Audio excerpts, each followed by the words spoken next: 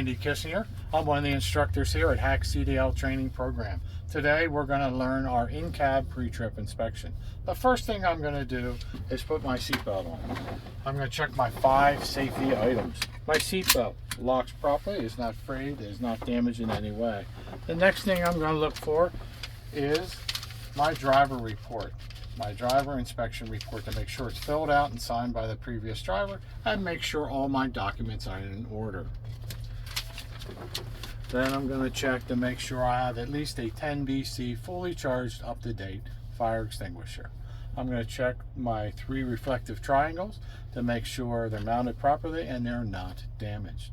I'm also going to check to make sure I have my spare fuses and they should be in the glove box.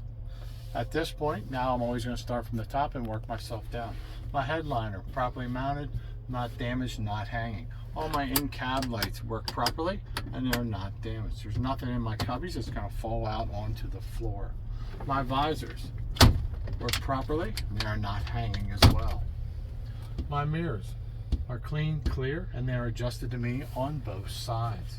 My highway horn and my city horn work properly. My windshield is clean, clear, no cracks, no damage on the inside. My inspection sticker is up to date and it is signed. My seal does run 100% around my windshield. My dash, there's nothing on my dash. It's going to obstruct my view.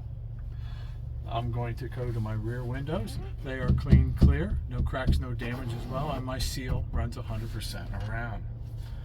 On my floor, there's nothing on my floor. It's going to roll underneath my pedals. My pedals have all the rubber pads on them. They're not damaged. My shifter and my shift boot, there's no rips or tears in my boot. It's mounted properly and it is not damaged. That takes me over to my key. Anytime I'm touching the key, I'm pushing my clutch in, foot on the brake, just turning my key to the on position. I'm checking to make sure that my DPF light comes on, my DEF light comes on, my check engine light, my ABS light, my battery, and my seatbelt light come on, and they do go off. At this point, I'm going to turn my headlights on. All of my dash indicator lights now are working. My high beams are working. My right turn, my left turn, my 4-ways are working properly. Now what I'm going to do is I'm going to check my washers and wipers and make sure that they work on all levels. Get my washers to work. There they go, and they're working properly. Then I'm going to check my heater and my defroster to make sure they work on all levels as well. High and low.